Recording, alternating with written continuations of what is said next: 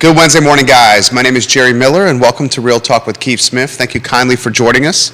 A pleasure to connect with you guys through the I Love CVille Network. Today's show presented by Ross Mortgage and Scott Morris. Ross Mortgage and Scott Morris can help you get to the finish line when you're buying and selling a home. Folks, a lot of uncertainty in that process, and guys like Scott Morris make the process efficient, effective, and certainly people that you can count on. Judah Wickower is the director.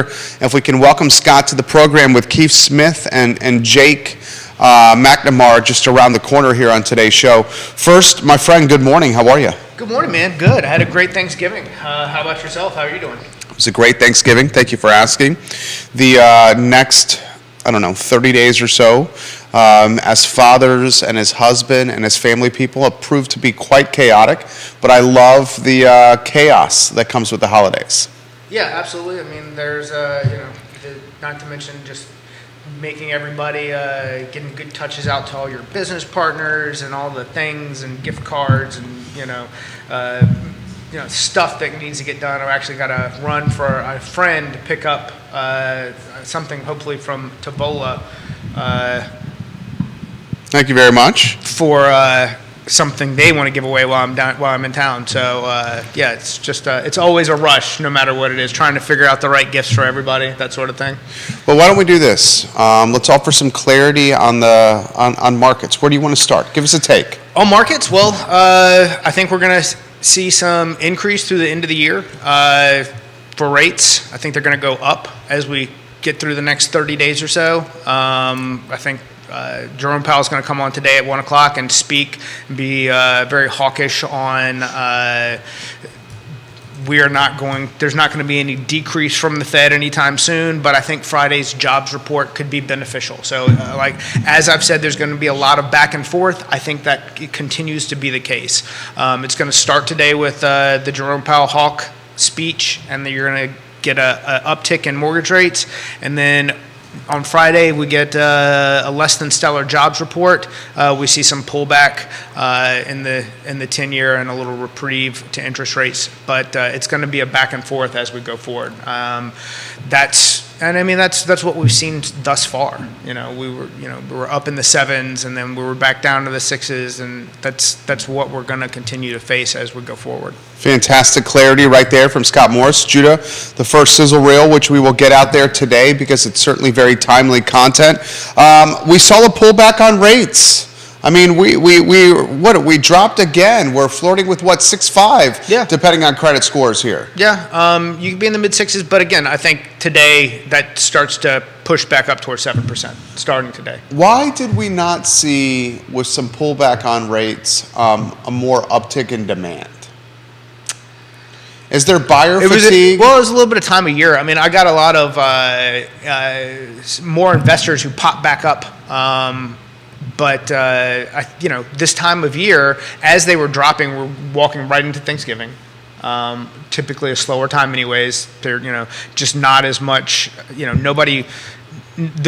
most sellers don't want people walking through their home during the holidays. That's probably part of it. And the buyers that we have seen have been very intent as far as they need to make a move for whatever material fact is going on in their life, whether it be children or jobs or divorce. Those types of things are what drives those purchases. Scott Morris, guys, Ross Mortgage. I understand the no refinancing, especially with people locking in considerably lower rates years ago, months ago. I just thought we would see potentially an uptick because there are deals out there to be had. You make the good point about the holidays, and I certainly know my wife would want people walking through our house over the holidays, but there's certainly deals out there. And you're seeing stuff longer and longer on market, depending on the properties that are becoming deals. And I think part of that, it's going to take some sort of seller psychological shift to go, gosh, maybe 3 months is a long time for this to be sitting. With the hope out there that things, that things go back to the way they were in some form, and they will eventually. But they're just, I think we're months away from a much more active and intense market. However, prime properties continue to get multiple offers, and that's Northern Virginia, Charlottesville, Richmond. That's probably where I do the most amount of business in those three places, and that's something continued to see is, hey, this is a competitive house. It's just come on. It's very nice. If it is not so very nice, if there's some deferred maintenance items, that sort of thing, that's where you're starting to see that your deals start to develop, in my opinion. When does that's the second one, if you want to mark that there, Judah Wickower. That was fantastic. Any shift you're seeing from sellers to buyers market, or still because of inventory shortage, this is undoubtedly a seller's market? I ask this question because the agents that come on the show say this is no question a seller's market. It is still a seller's market. However, you've got buyers who think that there's people that are on both sides, buyers and sellers, who still feel that, you know, it's 6 months ago, and buyers who feel it's 2009.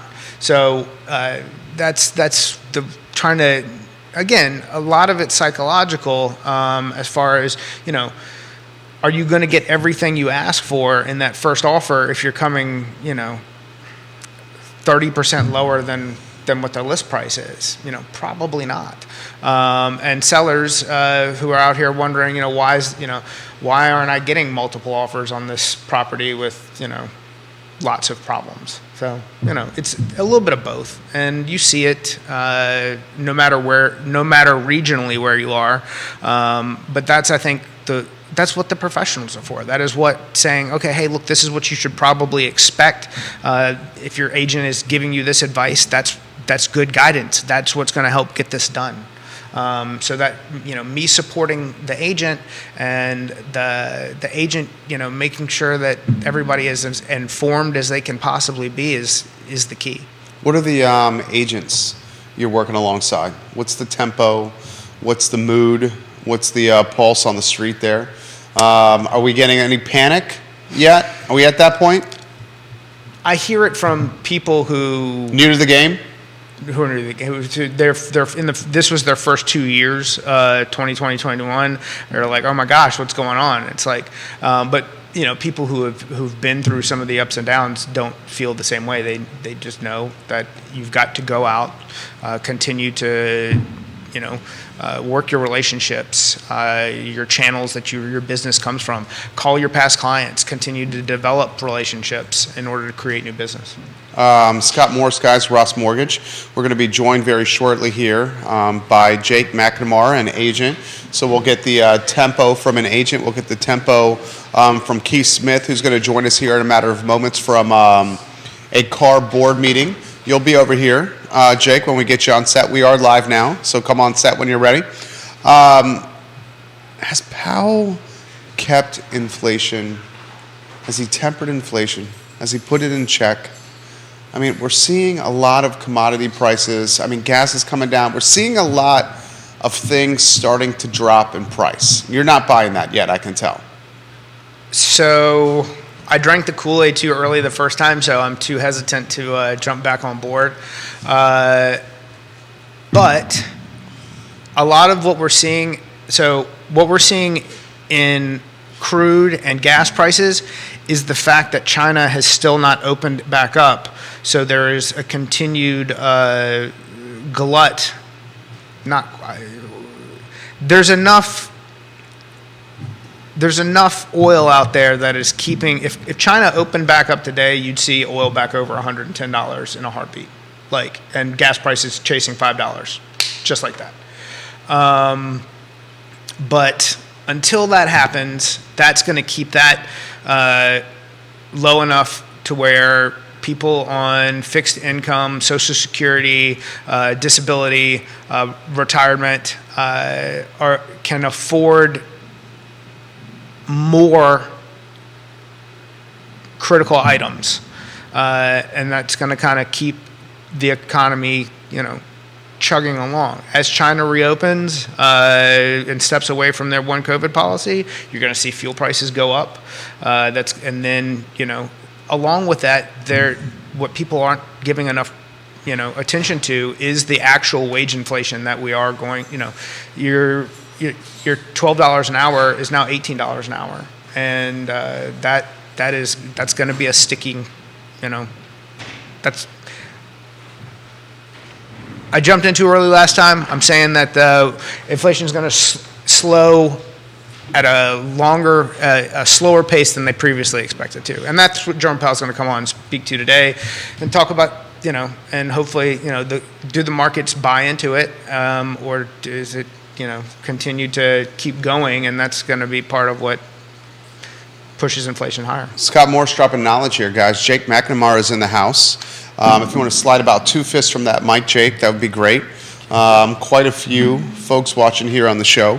Why don't we first do an introduction with you, Jake, on everyone that's watching. Introduce yourself to the viewers and listeners. Well, first off, thanks for having me. Absolutely. I apologize. My first live sort of session. I'm 20 minutes late. I'm sorry. So my name is Jake McNemar. I am with EXP Realty in Culpeper, and a friend of Scotty Moe's here. And I don't know, what else you want to know? We love Scotty Moe. Scotty Moe speaks very highly of you. How long have you been in the business? It's been 18 years. It'll be 19 in April. Get out. Fantastic. Yeah, so a while. Got out of college and went right into it. So we're going to get the Culpeper take and Central Virginia take from Jake. Why'd you get into the business?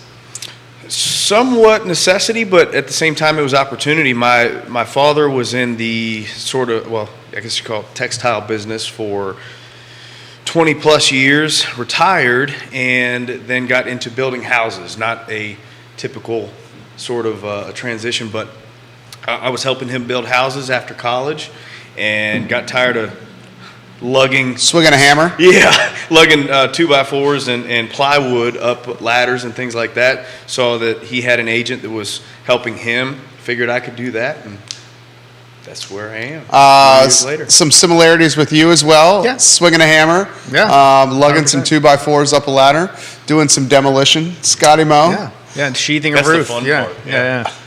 How's the market? What are you seeing from your side of the ledger on buyers and sellers? What kind of market are we in? What's the tempo on the street? So, two things.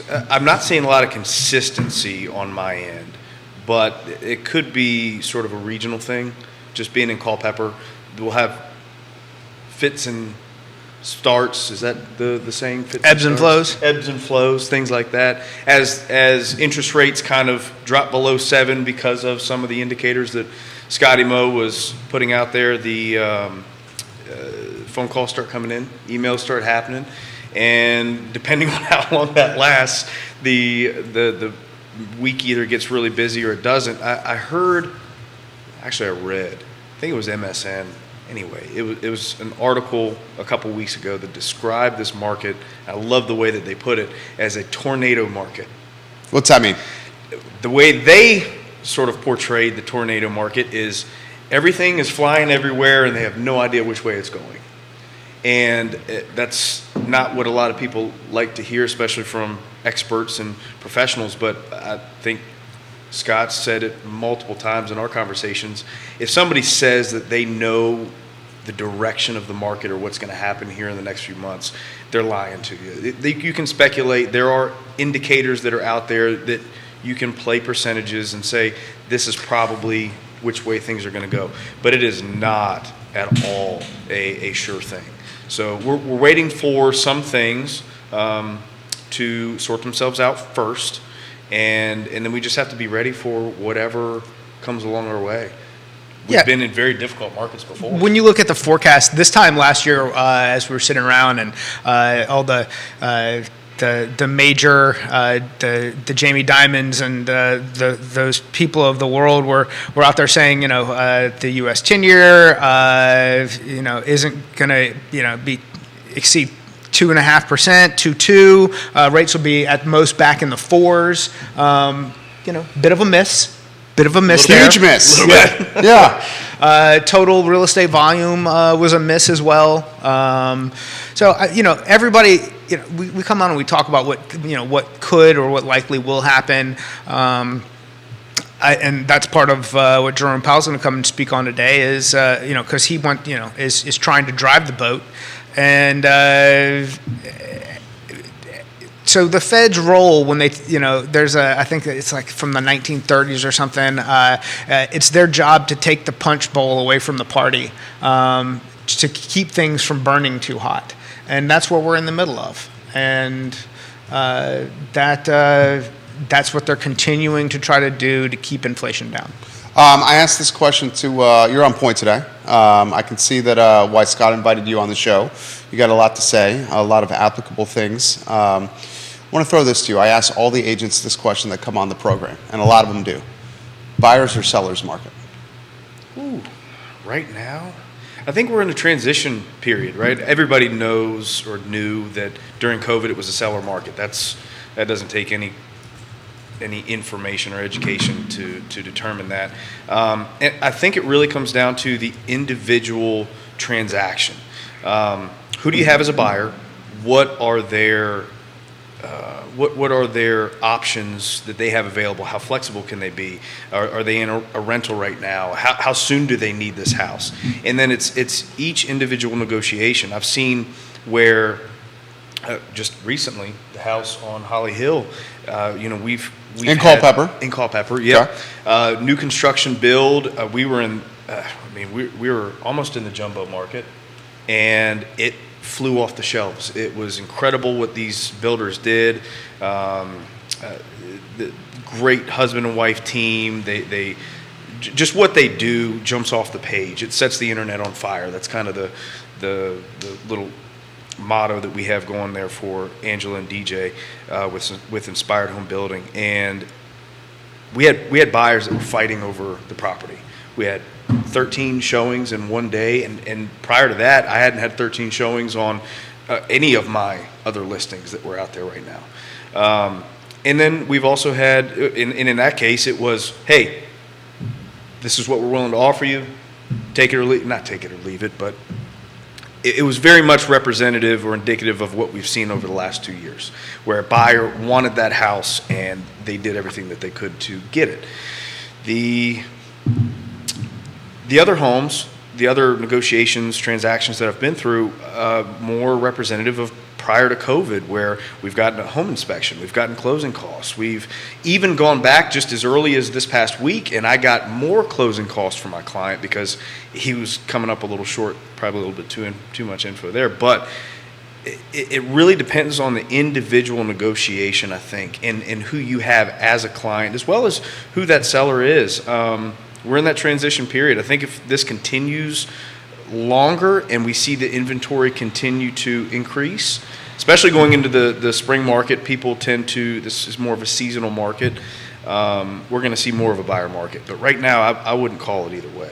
And sellers are starting to realize, and agents as well, especially if the property had been on the market for a little while prior to it getting under contract, if they're going through something where things come up at the home inspection, or there are issues to, okay, this is actually, we have a problem now and this is what we need to close, do they really want to take it off and put it back on rather than work to make the deal work? That's the biggest thing. You guys speak of new construction.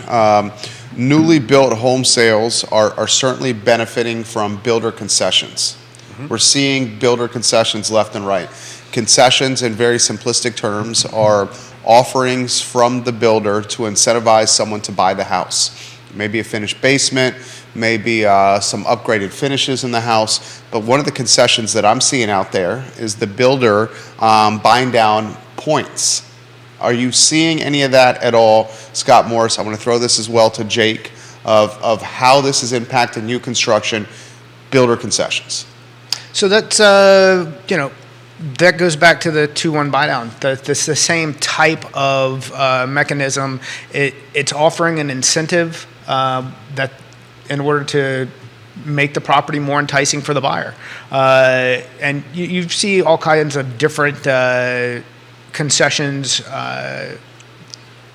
from larger builders over the years in order to keep them in-house. One, with if they're a major builder, to where the mortgage company and the builder are essentially owned under the same umbrella. You see all sorts of different mechanics that they want in order to keep everything together. That's part of it. But there's a lot of things that I can do and offer that they can't or would not be willing to do in order to make things work for a lot of clients. Good answer. Jake, same question for you. Concessions and builders. Short answer, yes, but then sort of like my last answer, it depends. I'll tell a story to kind of Please. highlight that.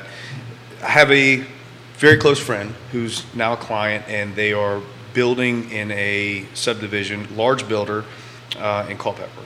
And when they signed their contract back in May of this past year, there were certain incentives, and they were good at the time. And they, of course, got in on the second stage. The builder releases homes in lots in stages. And there are certain price increases, both with the lots as well as the packages that coincide with that. The builder is now, because of supply chain issues, because of the influx of permits that have gone into the county to be approved and getting construction started, they're trying to, shotgun approach, things get log jammed. And there were a ton of people that were trying to build, ton of builders that were trying to build in Culpeper, and we didn't have the infrastructure to support it, so it slowed things down. And what we've seen now is we've gotten to a point in this particular instance, in this particular subdivision, with this particular builder, they have now come out with new packages for the exact same models, increased closing costs as a way to incentivize buying down rates and things of that nature. Doubled closing cost incentives. That's big time. Big time.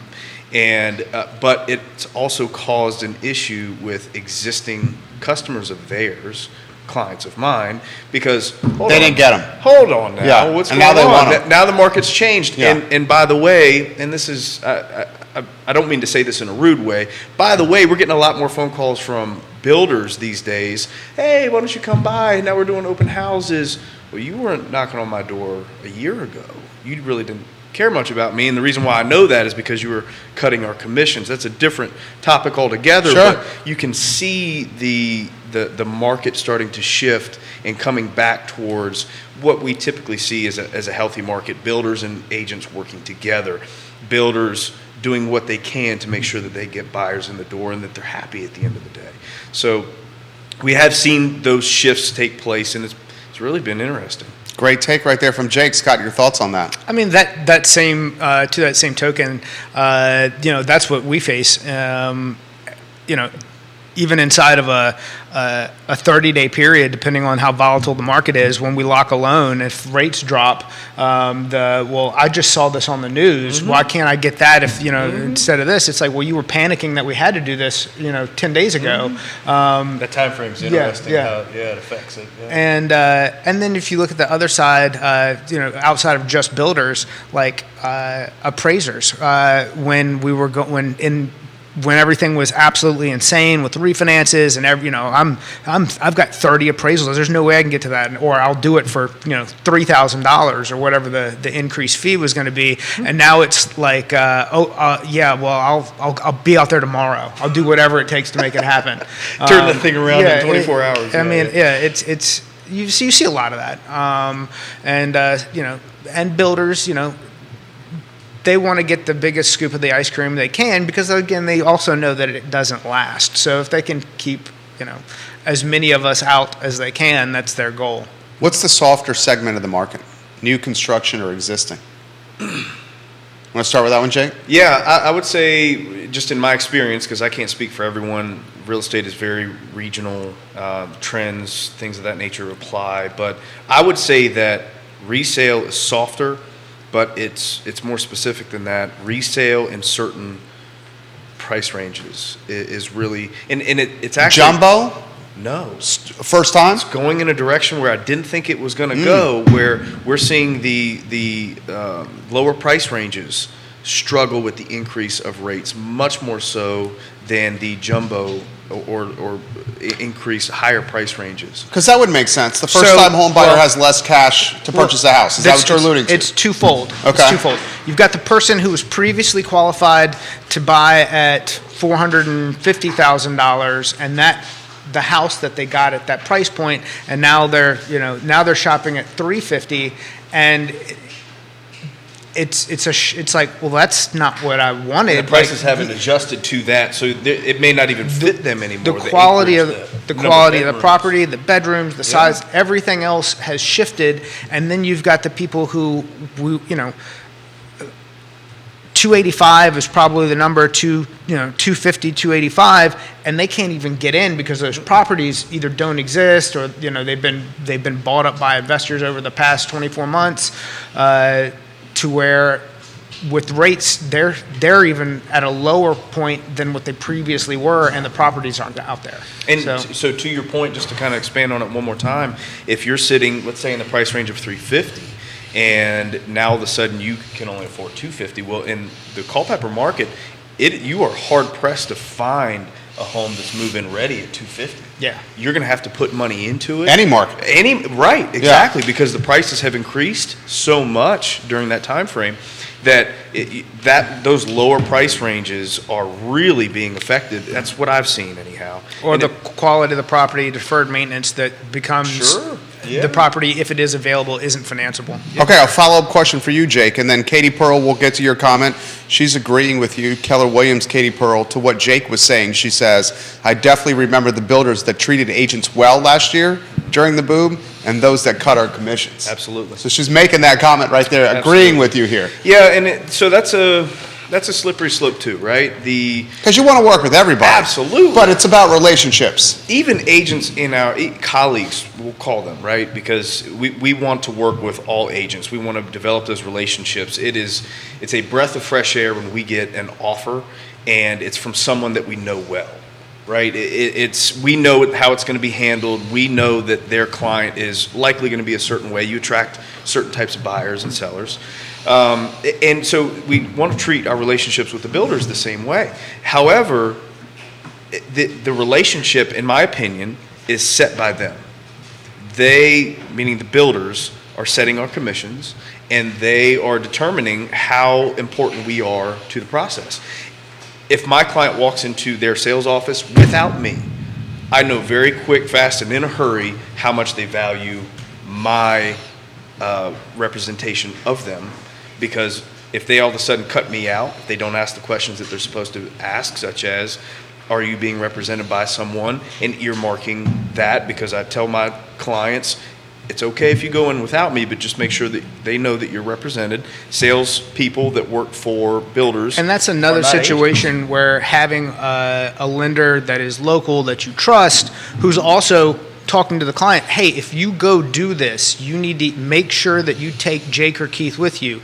You need to, because what is likely to happen is this, and explaining them all of the why. Mm-hmm. Because they don't understand. Just like when you get a new agent who maybe works from a lead source, and they go, I can't believe that they just moved on to something else. It's like, well, did you take the time to slow them down and educate them on the process? Because to them, they click on this link, they click on the next link. You need to make yourself part of the process. And if everybody as a team isn't focused on that, it's very easy for the client to feel not as educated as they should and get lost in the process, and in turn have those sorts of situations happen. There are many processes within real estate that are analogous to buying a car, but the educational portion of that as an agent up front with your clientele, that is not. That is very different, and that's where agents have an opportunity to separate themselves within that market and with their clientele. So to answer your question more succinctly, yes, you want to work with everybody. I have good relationships with all the builders there, especially the salespeople, because those are the folks that you interact with. But you learn very quickly who values our input and the space that we operate in within the market and within their business structure. And it has obviously changed over the last 2 years, ebbs and flows. You're good at this. 18 years in the business right here with Jake. I can tell his experience is tangible and palpable. Let's go to the studio camera and let's welcome Keith Smith to the program, fresh from a car board meeting. Keith Smith. My last one. Cool. Can I All get a right. new rock? Thank goodness. Last Thank one. goodness. Thank Yeah, that's goodness. right. Amen. I know Yeah, that Mr. Miller and Mrs. Smith are very happy that this There is you my go. last, There you go. last This board guy's a meeting. volunteer-aholic over here. Oh, well, I we'll- think he's trimming some of that volunteering down.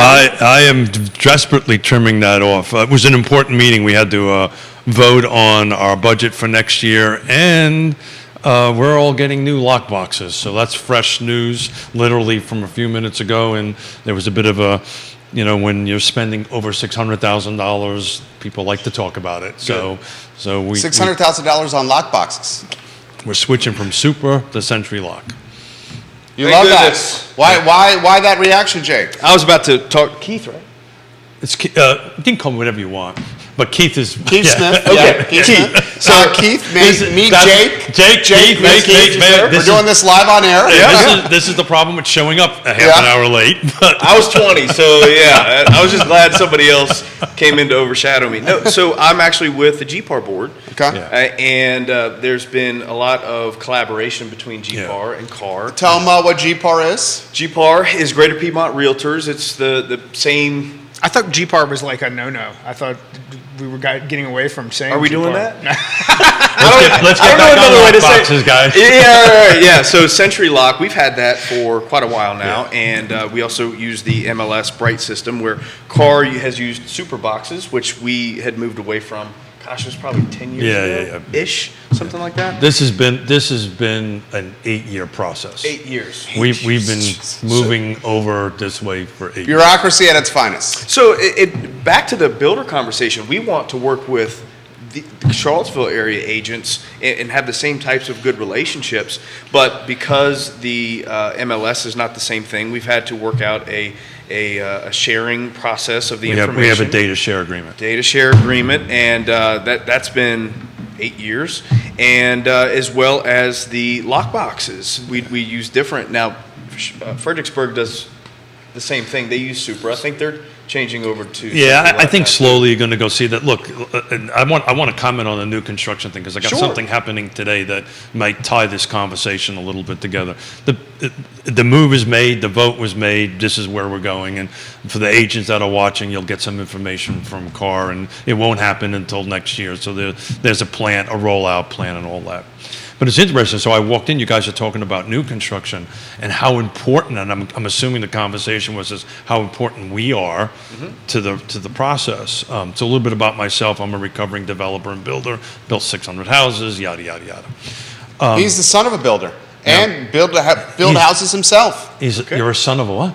Builder. Oh, Used to sorry. be, yeah. I've got hearing aids. Yeah. I'm sorry. You know, when the downturn happened, when the recession happened, Yeah. we were getting started. We were overextended at that point in time. So That's Keith over there too. same thing, right? Yeah. Mine was 17 million. I don't know what your number we lost. Not quite that.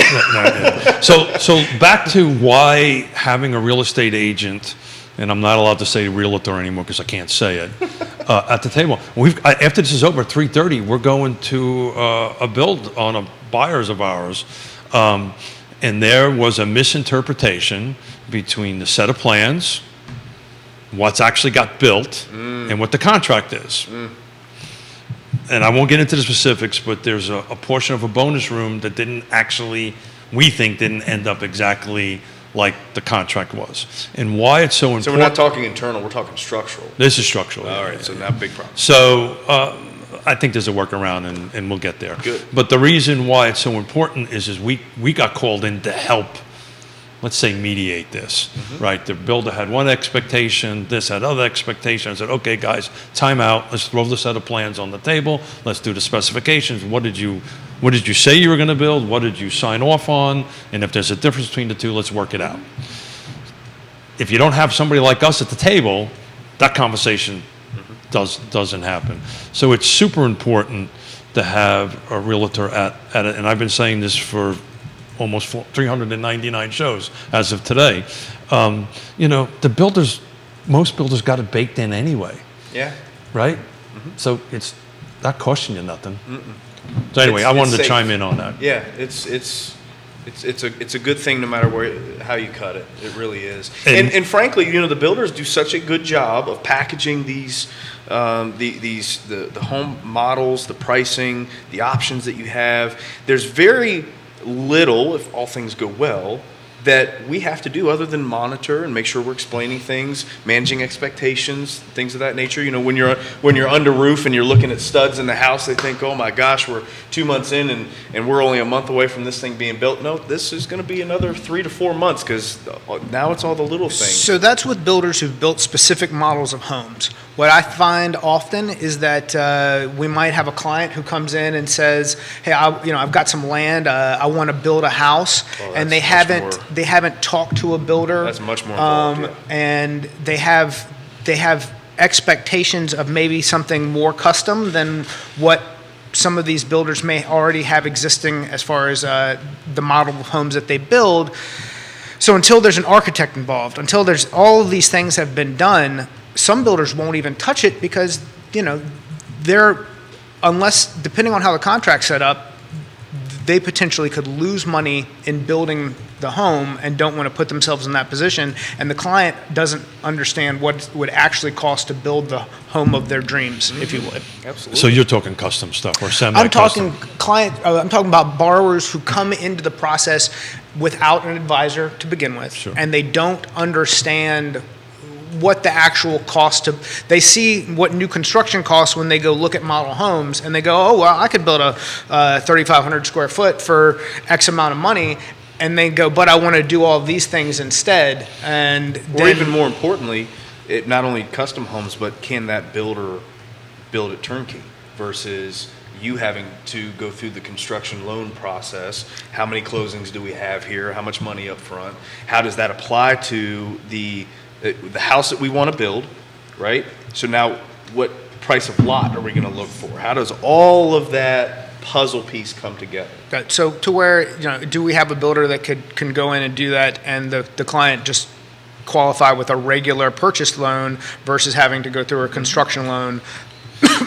So from a real estate agent or real estate professional. You guys got a handful of builders watching the program right now. Just Good. a heads up. Good. Okay, a handful of agents that are asking questions for Jake and Scott here specifically, but Keith here, jump in. Yeah, so it requires two different sets of skills from an agent perspective. Custom homes are very much more complicated. Contracts are not exactly the same. Mm-hmm. As you mentioned, you're going to have to find the land first, and are we dealing with a land contract first, and then are we going from land contract with study periods over that? So that process is much more complicated than if you go to a production builder scenario, where as you said, it's this is the model, these are you click elevation A, floor plan B, options A, B, C, and D, very very methodical and well thought out. In my particular case, it happens to be a production builder, which will leave names out of it for the conversation. And there was a miscommunication here. So Which doesn't normally happen. They usually have that thing buttoned up pretty good. Yeah, I think it's a misinterpretation from a client's end of it and a misinterpretation from a builder. But our role is to mediate and bring them together. So even with that how well they put that package together, it's still important that we're involved. There's potential misunderstandings. This is from Katie for Scott specifically. Scott, and she's Keller Williams Alliance. If a custom builder does not typically work with an agent, can a buyer add a commission into their purchase price to make sure they are represented? So there's no agent, but they want to add a commission in? If a custom builder doesn't typically work with an agent, can a buyer add a commission into their purchase price to make sure they are represented? So if I can jump in on that, what Katie's saying is the builder's not paying her commission. Can that commission be rolled into the loan? From a custom builder. Who wants to touch that one? Rolled into the loan? No. Yeah. So Katie, that's the reason why when I teach my land contract classes to real estate agents, it's important to have your buyer broker agreement. Okay, so the bill, never mind. I see what she's asking. Written in such a manner that if the builder doesn't pay for it, the client is going to have to pay for it. Mm-hmm. Somebody's going to have to pay for it, and that's a common thing. And so your production guys always will have a 3% baked into it for or 2.5 or whatever they have going on these days. I think 1.75.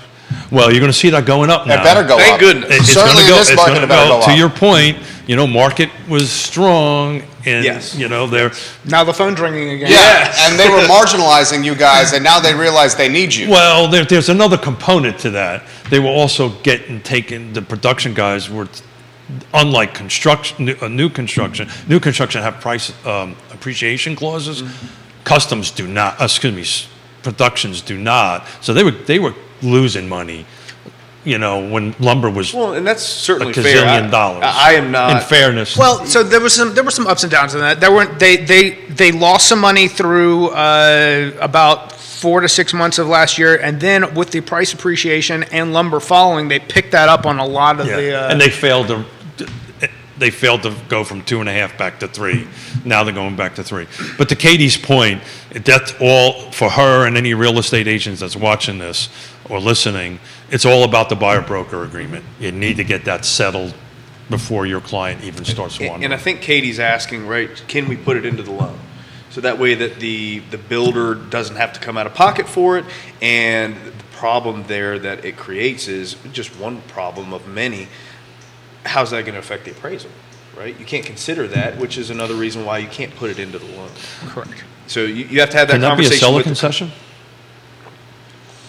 Yes, but then if it's a seller concession, then it'd just go back into the commission payout on the HUD, right. on the, anyway. And Yeah, you still so- have to appraise, right? Go ahead, you want to finish that? No? No? Short answer, get your buyer-broker Yeah. agreement locked tight. You good with that? I agree. This is from an appraiser. Woody Fincham says, I agree with Jake. I do market analysis every day, and my head is on a swivel right now because we've never seen anything quite like this market, meaning it's changing literally on a daily basis. It is. Paul McCarter of Avenue, he's an agent, says, you're going to start seeing a lot of new agents and new loan officers piecing out of this business. We're already seeing that. It's already, that's already started. And Paul also says it's very bad. Tell me what you guys think about this. It's bad for clients, for agents trying to represent in outside areas. Local knowledge in a market like this is paramount. That's an interesting comment from Paul. And Paul, thank you very much for the text messages on my comment from Monday. I'll keep you posted on that. Look, it raises a question, right?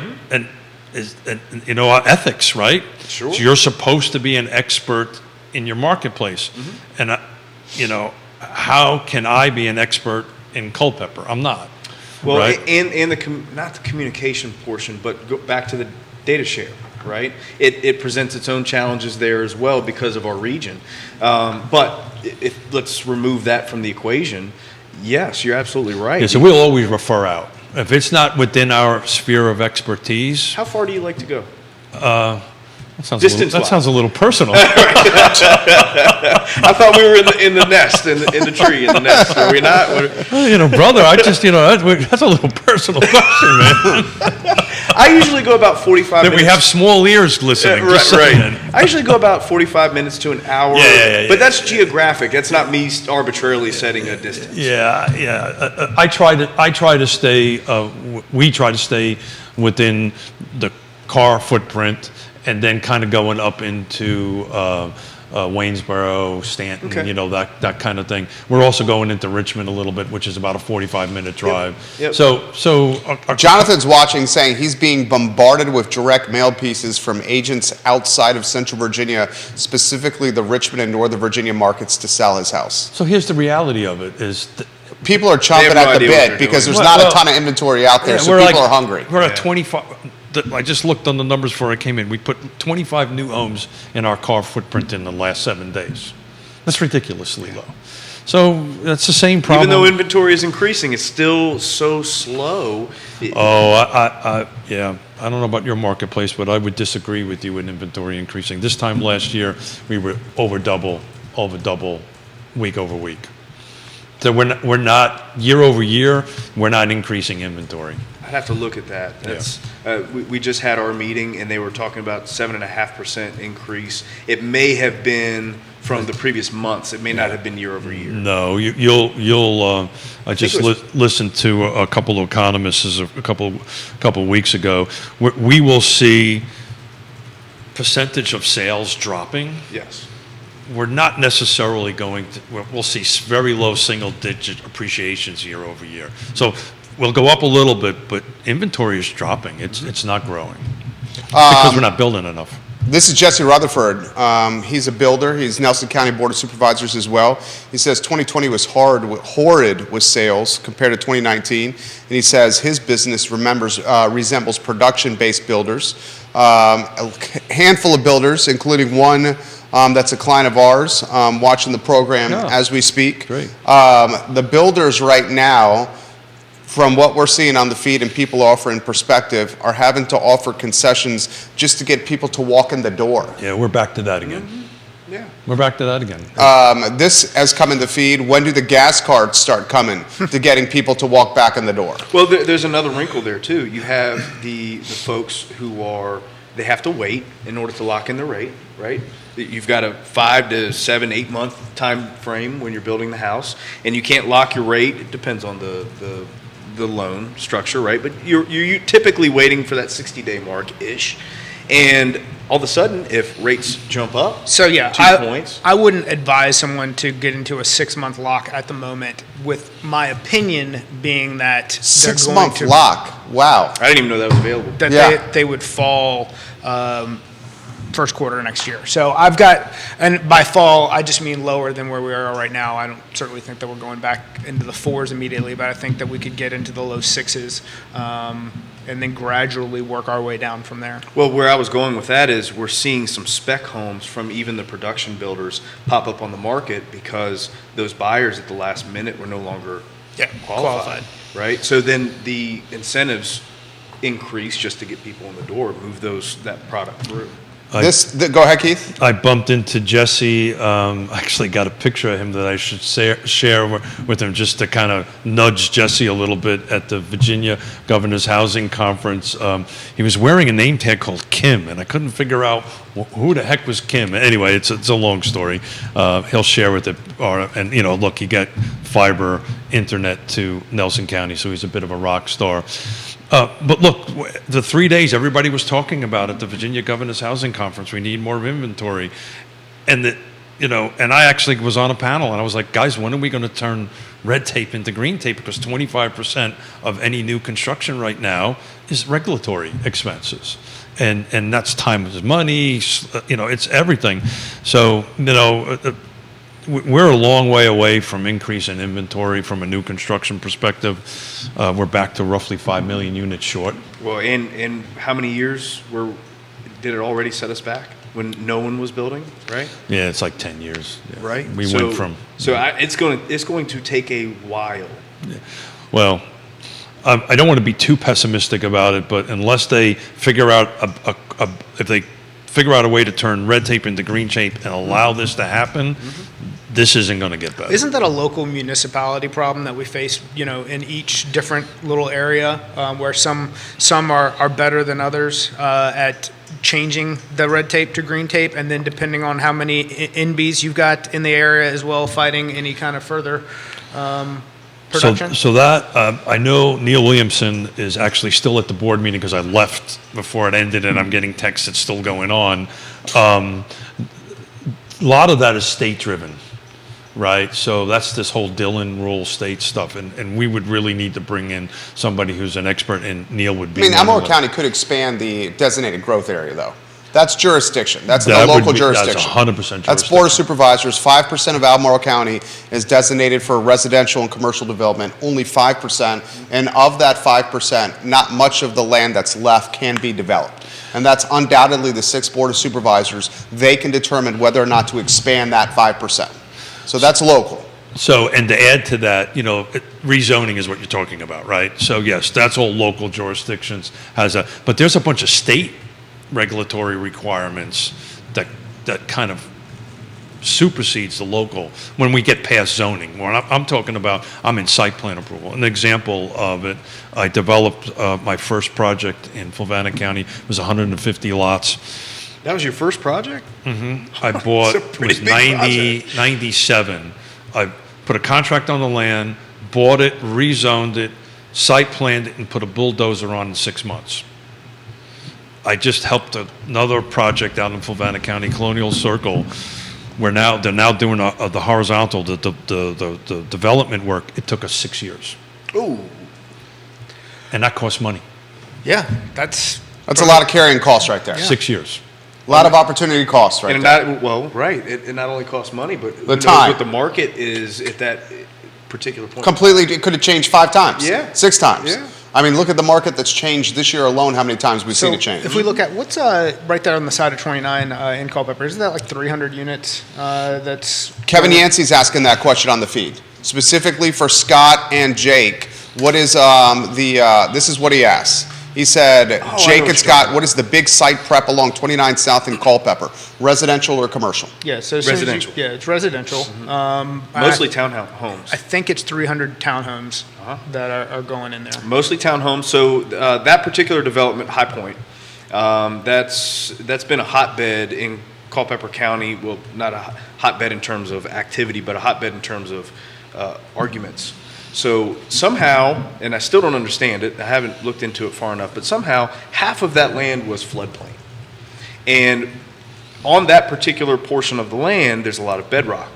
So am I allowed to say builders' names? You can say whatever you want. The Yeah, original, you can do- the yeah, original whatever. builder that came in was Ryan Holmes, and they did a really good job of developing what they were able to without getting into the floodplain and without getting into the bedrock, what the county would allow them to do at that particular time.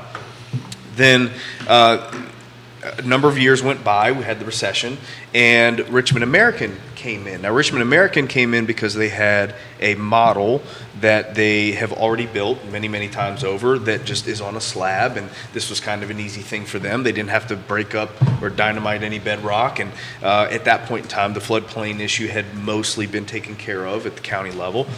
And I'm sure I'm leaving out a ton of details here, but for the purposes of the listeners and not making this a 3-hour show, the last phase of this is what you see along 29 there. And we in Culpeper are in desperate need of multifamily as well as townhomes, units just in general. And regardless of how or what your political views are and how that impacts taxes and how that price range fits into what it is that we're trying to do, because you're talking about rezoning. If you're going to put 300 townhomes into a subdivision, it is going to impact the feel and the overall value, perceived value, if nothing else, of that subdivision, right? So that is not all, it's going to mostly be townhomes, again, because it is a bedrock issue. If you go along there, you're going to see That's also where the market and it's is. also where it Certainly from a price point standpoint. completely underserved, right? Yeah. So it's a need, and that is what's going on. Well, multifamily, as far as new construction goes nationwide, is the only bright spot. They're actually way above where they are year over year. But most of those projects, so this one I was referring to called Colonial Circle out in Fluvanna County, has a 125-unit apartment complex, which is the first one in Fluvanna County, right? And as a Fluvanna County boy, that's a big thing. We need something like that. where we are as And it's well. really interesting because we were able to work with the county and so forth and so on, and it's actually going to serve 50 to 60% AMI. They got a tax break from the county, so they're going to be the folks that are going to be renting that are going to be at the 50 to 60 area medium income point, which is huge. So there'll be some housing available. It's probably going to take another 12 to 18 months. That's interesting. I don't mean to Keep going. I love it. I love it. That's interesting. The AMI. So what a huge problem that we have in Culpeper is we're constantly the mean income family, 2 kids, is getting pushed out because the DC sprawl is coming our way. Are you seeing that in this particular But market? the benefit that we do pick up is that for programs like USDA, we are in a higher price point county-wide that what people can qualify for than, say, Madison or Orange, where it's significantly cut off to where, in Orange off the top of my head, I think it might be $60,000, where it's like $110,000 in Culpeper for combined income, meaning that, let's say you've got two people that make $50,000 and $60,000, they couldn't qualify for zero down USDA in Orange, but they could in Culpeper. So what's happening in Culpeper is happening all over the country, is happening all over the state. We're sitting in an area right now that's exactly the same. I probably think we're a little worse, actually. Are you? I think we are. Is it Charlottesville just in general? That's Well, the AMI here consists of a 6-county jurisdiction. It's the MPO, Metropolitan Planning Organization or area. I get that mixed up. I think we're at, correct me if I'm wrong, Jerry, I think we're at 110,000. Yep, 110,000. Which is a big number. And It so is. from Fulvana County, Yeah. you're sitting at your Thanksgiving table and we're having a couple of glasses of wine. Not that we didn't do that. And we're having a debate about planning in our county, which we did at our Thanksgiving table. The question is, hold it, Fulvana County doesn't have $110,000 area median income. And the reason it does is a high majority of my county and Scott's County, where he grew, where he's from, works here in Charlottesville, works at UVA, and their income follows them to that point. So that's why that 110. It's a federally set number. And Well, that falls, again, that's what puts Culpeper into the Northern Virginia corridor, just like they moved the conforming loan limit up to $1 million, so Up there. where it's still high balance. Yeah. But however, that's in Culpeper County because we fit into that Northern Virginia corridor. So you get a lot of DC people. metropolitan area. You get people who work further into Northern Virginia.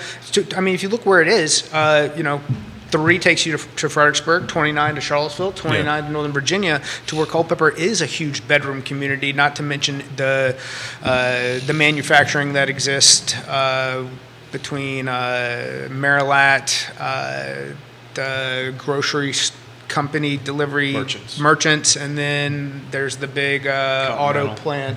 Continental's going away, Continental. and then we Yeah. got Amazon coming in, which will Yeah. have some other things. so that's something that you guys have up in Culpeper that we do not have here. Manufacturing? Yeah. We do not have that. We do Interesting. we did a show on Monday. My county, Fulvana County, released its tax assessed values. My house was assessed about 80 grand over what the market value is. So we rooftops are such a huge percentage of how each jurisdiction puts its budgets together. So in my county, I think we're 90. If Neil was watching, he would tell me. I think we're like 95% rooftops.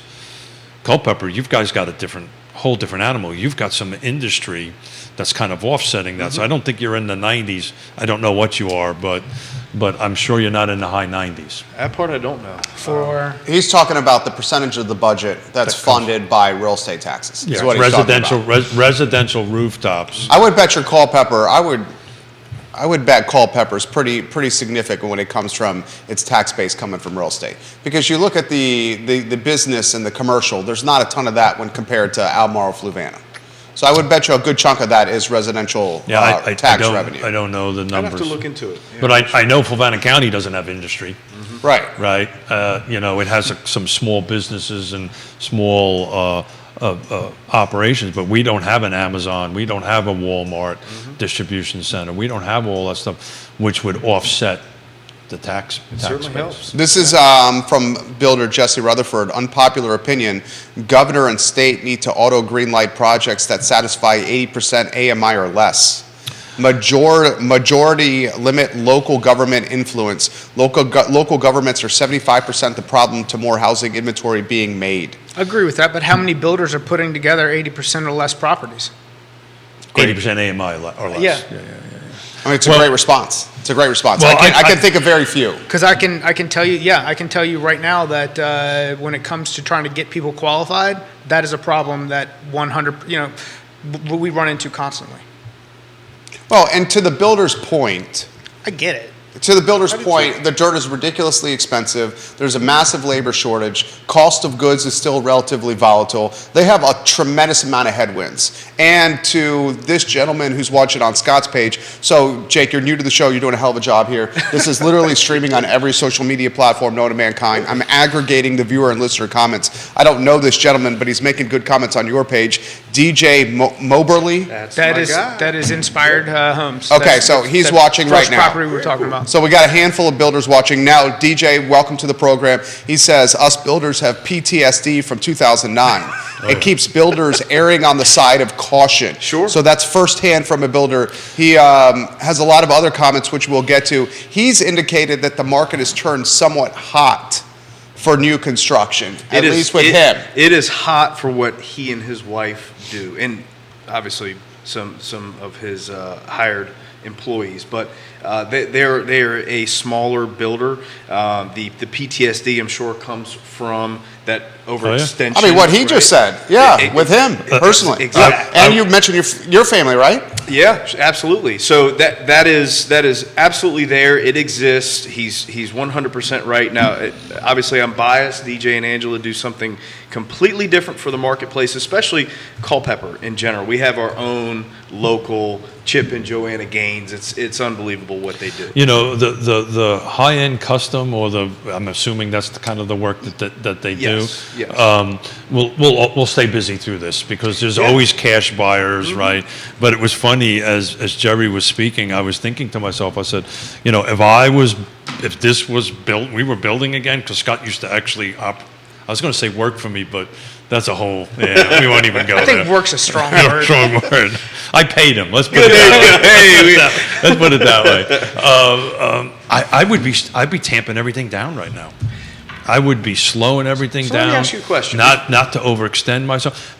Excuse me, but for this exact same reason, you know, I've been through losing everything I had. I'm not doing it again. Yep. So I would have walked things back. So I agree. What was the builder's name that said that? Jesse Rutherford. Jesse Rutherford. He's also an elected official, Nelson County Board of Supervisors. Okay. So you got essentially what he calls himself a production builder and an elected official that helps determine where a jurisdiction Nelson County is going to go. Okay. So I agree with what Jesse says. My question is, and this is more, maybe that's long-term, or maybe it's even in the ether here, but I want to see what you thought about it. What is the impact? Because we have a gentleman in Culpeper that purchased a very large portion of the town, and he intends, I'm not going to say names, he intends to put low-income housing on that tract of land. How would that have, putting a blanket policy approving of 80% or less, what kind of impact would that have long term? It's a great question. Right? What sort of Define long term? I mean, how does it influence folks that own homes already in the jurisdiction? How does it influence economic development? How does it influence density and road infrastructure? Schools? Is that what you're asking? Exactly, and I'll give you a specific example. What happens if this particular individual comes in there and puts a bunch of Clayton homes, not that there's anything wrong with those, but if they're close by to these other subdivisions, and he has no responsibility to those builders or residents. Right? So it's like hosting the show. I like it. I like Jake.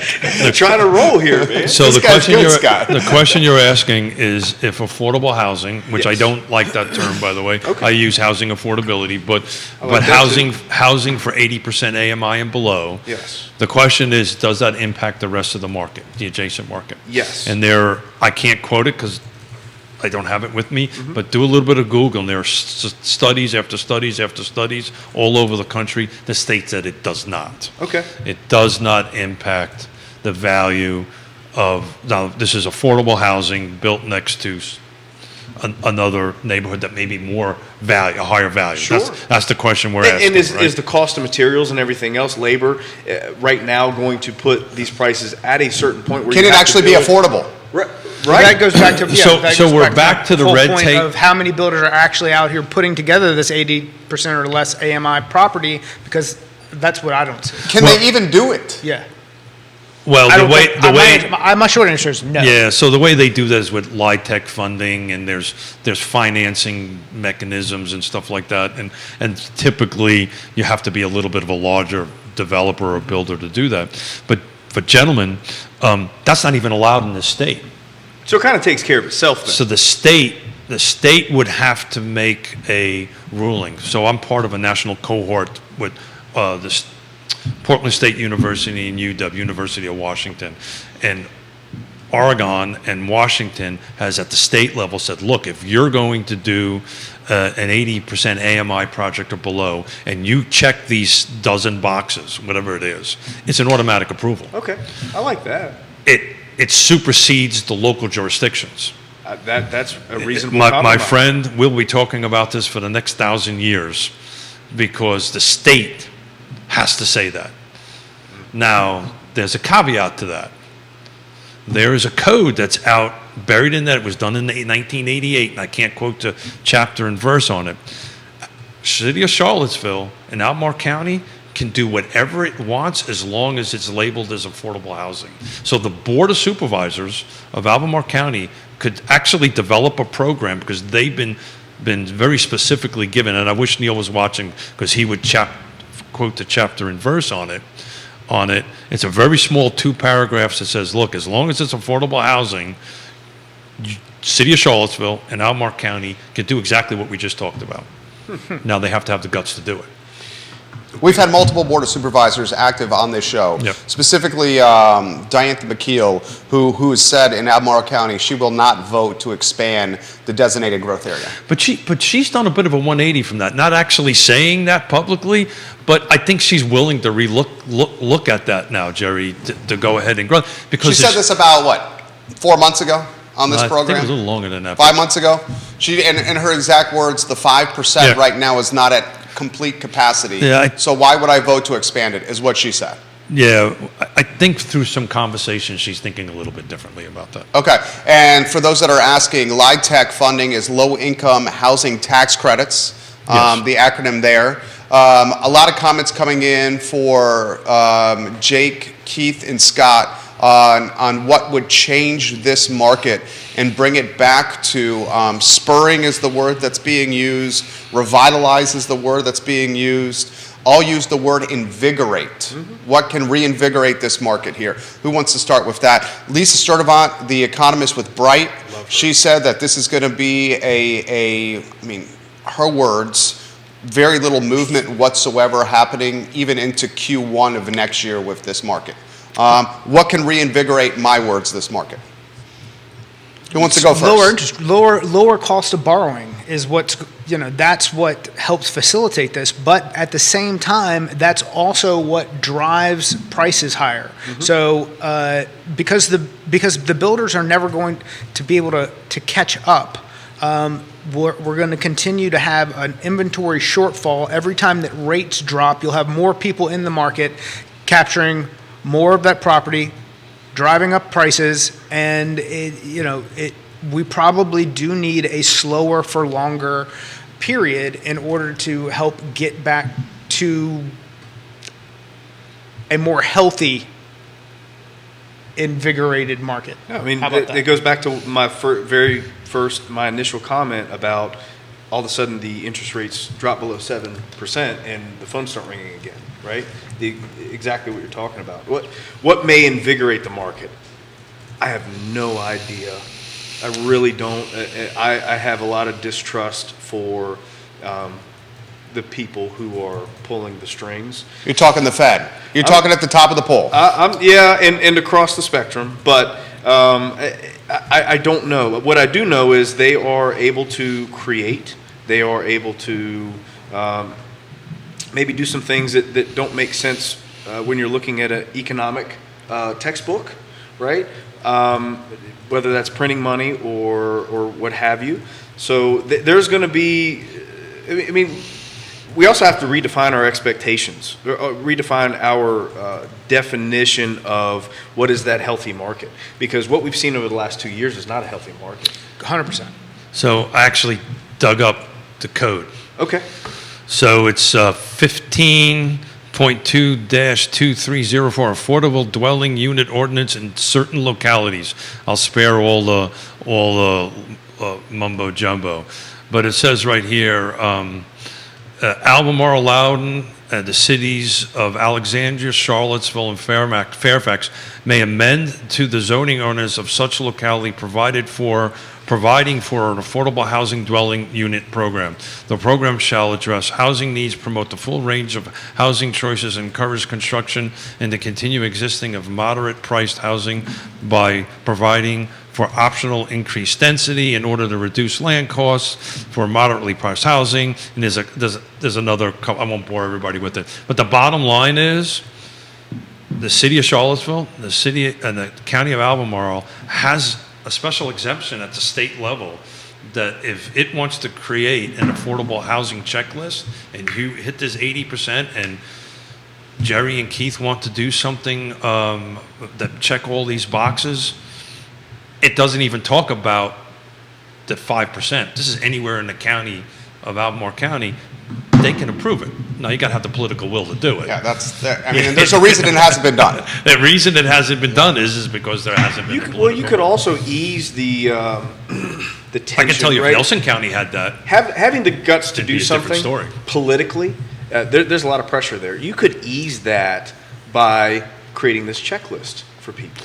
yeah, but You wouldn't be out on a limb politically if you say, "Hey, look, these are the things these are the provisions that I've been these doing things this need for to meet." 35 years, and I've been working with local politics for 35 years.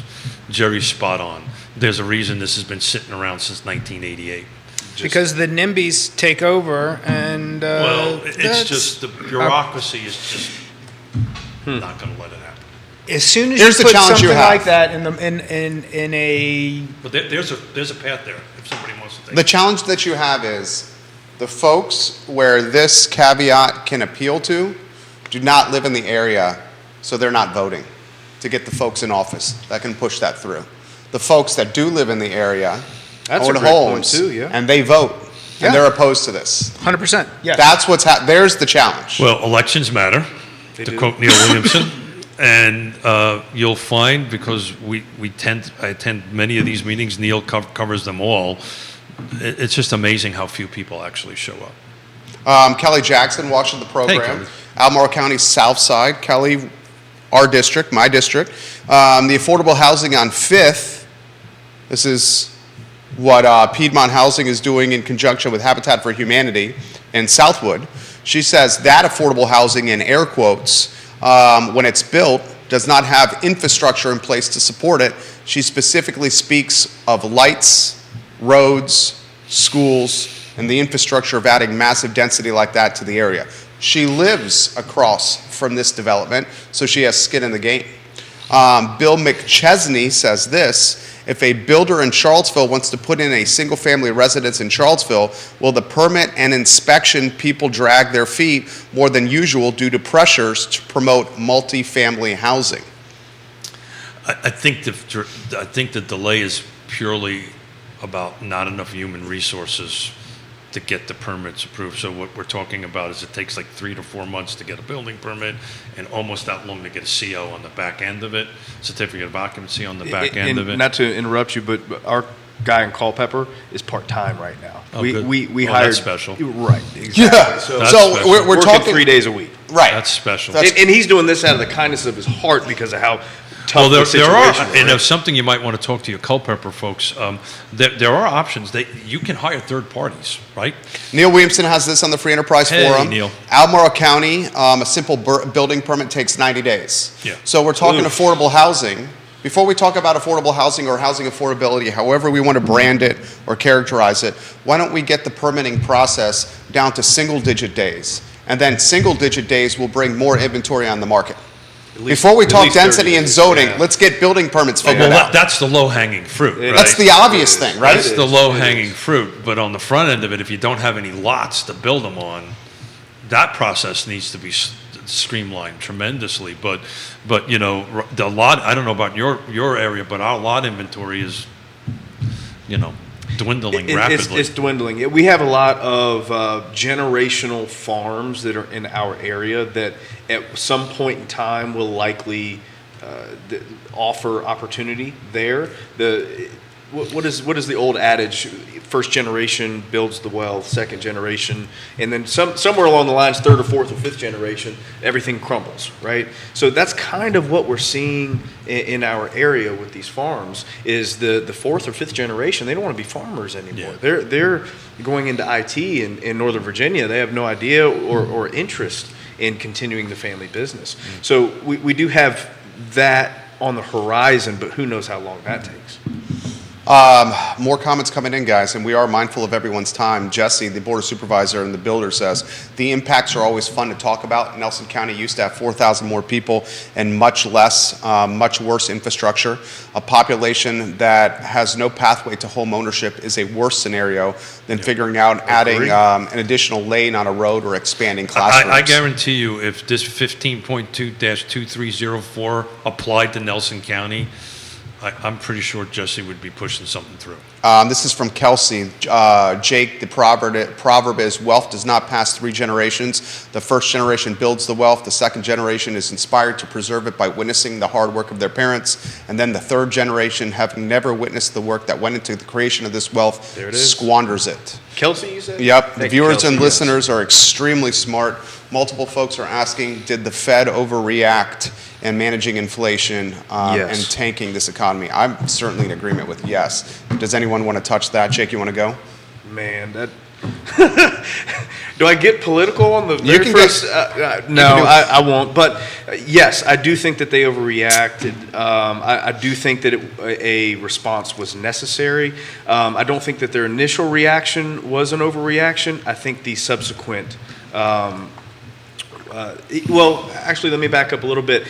If the numbers that we are hearing about inflation are true, then I agree that they overreacted on the third on increase on the rates. If we're getting watered down numbers and the actual inflation rates are higher, which sometimes you hear, then maybe they didn't. Maybe the reason why they're reaching as far as they are is because the inflation rate is actually higher than what we're seeing. You can say the same about unemployment, by the way. You can say the same about unemployment. Sure. How many people are out of the workforce that aren't coming back into the workforce, that aren't being counted? There's a ton of stuff. Or underemployed. Yeah. The bigger problem is this. The problem isn't the reaction to the problem. The problem is what created the problem to begin with. Mm-hmm. And now we're going in and fixing something that we broke in the beginning. And no, it's not fixed yet. And that's going to be the whole, that's going to be the 1 o'clock speech from Jerome Powell this afternoon, and with the intent of trying to keep the punch bowl away from the party. The problem is we broke this in 15 different ways. It wasn't one thing that we sit there and go, that was the problem, let's go fix it, right? Yeah, it was shutting down the economy. So it was everything pumping is a money reaction in. at It was this continuing prioritizing big box over locally owned businesses. 100%. Each recession, and the Great Recession being the one we were talking about earlier, there's always multiple reasons why it breaks. It's never really one reason. It was housing, the last one, but there was multiple upon multiple reasons why that happened. From years past, right? From the late 90s. And 94 is actually when it started. Yeah, okay. If you really want to go back and track it. Yeah. But the reality of it is, my opinion on did they overreact? I think we would end up where the number we are now. They started too late. Yeah, you're right. They started too late, Yeah. and then and I think Powell realized that, and then just whatever. And this is not me speaking. These are economists that I had presentations at, or they gave presentations in meetings I was at. They probably started about 6 months too late, and it should have been small incremental increases trying to slow the economy down, but because everyone with the amount of spending that was going on could see what was happening. Sure. You can't print. What was the number? 40% of all the money that's ever been printed in the history of our country. I've told this story on the air a couple of times, and since we're now new best friends, I'll tell it to you. I hope you guys do a deal in the very near future. I hope so too. Yeah, we will. I'm sure of it. but I knew 2 years before the implosion happened, the great time of great unpleasantness is about 2 years before that. I was doing a $10 million development, and I had a banker walk in and said that hey, I heard you're doing a $10 million deal. I'll lend you money negative. In other words, they were going to pay me a point over prime or a half a point over prime to lend me money. What's worse than a red flag? Yeah, and Pirate flag? What are we doing? That's a pretty bad flag, right? I got asked to leave high school, so I'm not that smart of a guy.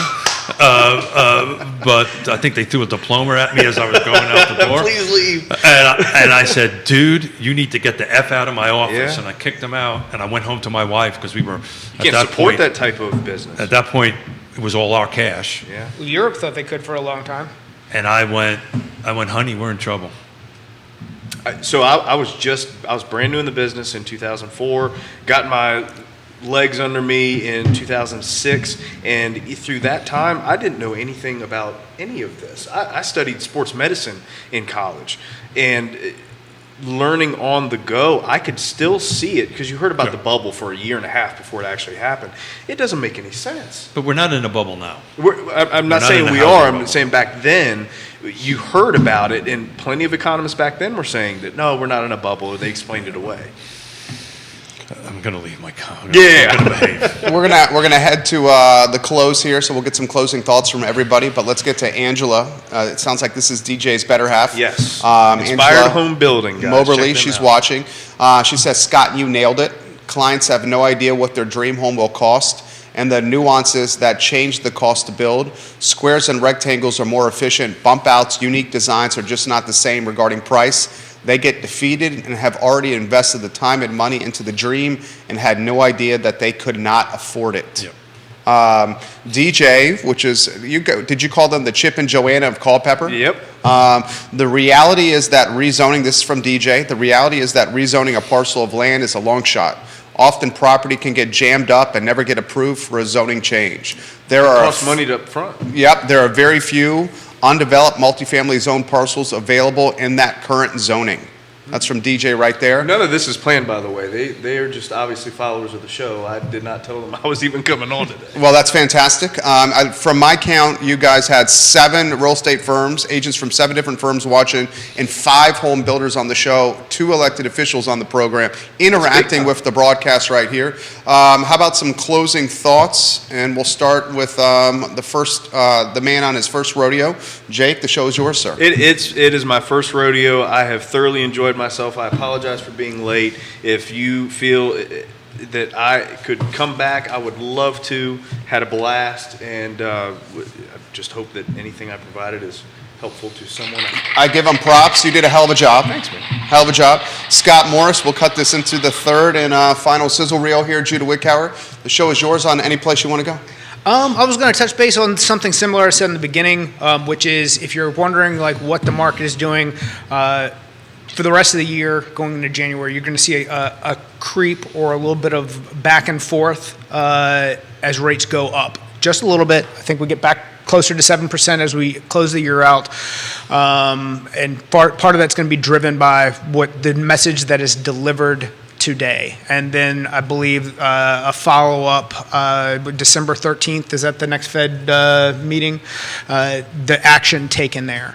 So just, brace yourself. If you're making a decision based on a need, separating a growing family, a job that's moving from one place to another, make the decision based on a payment that you're comfortable with. Trust the people who are advising you to make the best decision, most informed decision that you can make, and know that we have your best interest in mind because we want you to be able to get through this and then refer us down the road. Yeah. Well done, Scott. Keith Smith. Yeah, so you're welcome back anytime, Jake. We'll Thank talk you. builder stuff and Nice to meet you. And we'll geek out on that. Look, I was going to ask you earlier, but it slipped my mind until now. How's your applications doing? The last 10 days were slower. I've had a lot of investors that kind of jump back in, people who had a couple days, kind of look at some things and go, hey, would this work? Would that work? More so than your family need driven type of Sure. people. And I think a lot of that is one time of year, kind of what we're seeing with rates, but a combination thereof. Well, I just looked at the clock and we're It's substantially over. definitely so time thank to you. close. So we're wrapping Yeah. up. So thank you, everybody. Keith Smith, Scott Morris, guys, and Jake just absolutely crushed it today. Jake McNemar. The Wednesday edition of Real Talk presented by Ross Mortgage. Please mark that down, Ross Mortgage, to help you get through the closing table and into a dream home. Keith Smith is back on Friday at 10:15 with the 400th episode of Real Talk. The I Love CVille show is up in approximately 47 minutes and counting. Join us for that program, guys, and what is going to be a special one. Thank you kindly for joining us. We'll see you in 47 minutes. Take care. Thanks, guys. Jake, you did great. Yeah, thanks, man. Excellent, seriously. Thank you for the invite. Thank you, Scott. Absolutely.